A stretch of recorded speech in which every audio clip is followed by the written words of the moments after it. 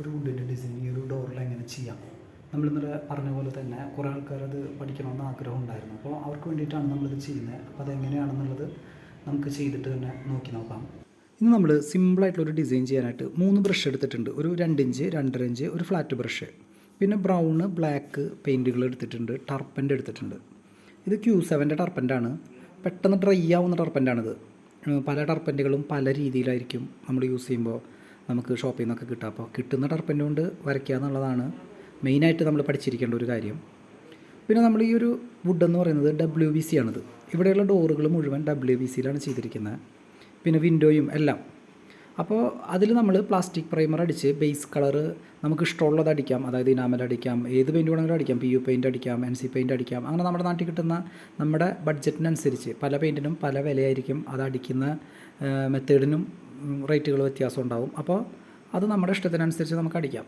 പിന്നെ നമ്മളിതിൽ വരയ്ക്കുന്നത് ഈ ടർപ്പൻ്റ് കൊണ്ട് വരയ്ക്കുമ്പോൾ നമ്മൾ ശ്രദ്ധിക്കേണ്ട കാര്യമുണ്ട്. ചില ടർപ്പൻ്റുകൾ മണ്ണെണ്ണ പോലെ ഇരിക്കുന്നതായിരിക്കും. അതുകൊണ്ട് ചിലപ്പോൾ വരയ്ക്കുമ്പോൾ നമ്മൾ പതുക്കെ ആയിരിക്കും ഡ്രൈ ആവുക.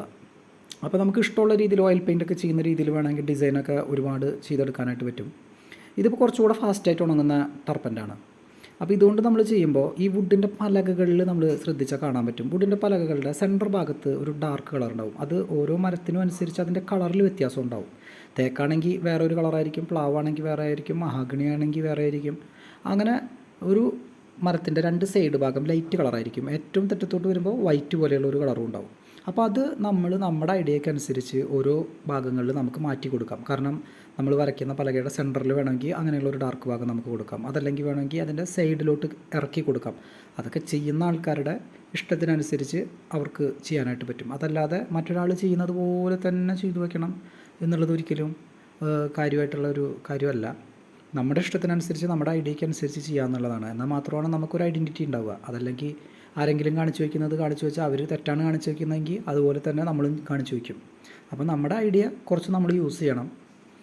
എന്നിട്ട് നമുക്ക് ഡിസൈനുകൾ വരയ്ക്കുക എന്ന് പറയുമ്പോൾ നമ്മളെപ്പോഴും സാധാരണയായിട്ടൊരു വർക്കിനൊക്കെ പോകുമ്പോൾ സിമ്പിളായിട്ട് ചെയ്യേണ്ട ചില ഏരിയകളുണ്ടായിരിക്കും. കാരണം വർക്ക് പെട്ടെന്ന് നമുക്ക് മൂവ്മെൻറ്റ് കിട്ടണമെങ്കിൽ സിമ്പിളായിട്ടുള്ള ഡിസൈനുകൾ കൊടുത്ത് എന്നാൽ ഒരു ഒറിജിനാലിറ്റി വുഡിൻ്റെ ഫീല് കിട്ടുകയും വേണം. അപ്പോൾ അങ്ങനെയുള്ള ഡിസൈനുകൾ എന്ന് പറയുമ്പോൾ നമുക്ക് ഒരുപാട് പോലെയുള്ള ഡിസൈനൊന്നും വരച്ച് വയ്ക്കേണ്ട ആവശ്യമില്ല. സ്മൂത്തായിട്ടുള്ള ചെറിയ ഡിസൈനുകളൊക്കെ കൊടുത്തിട്ട് ഒരു പലകയുടെ ആ ഒരു ഫീല് ചെയ്തെടുക്കാനായിട്ട് പറ്റും.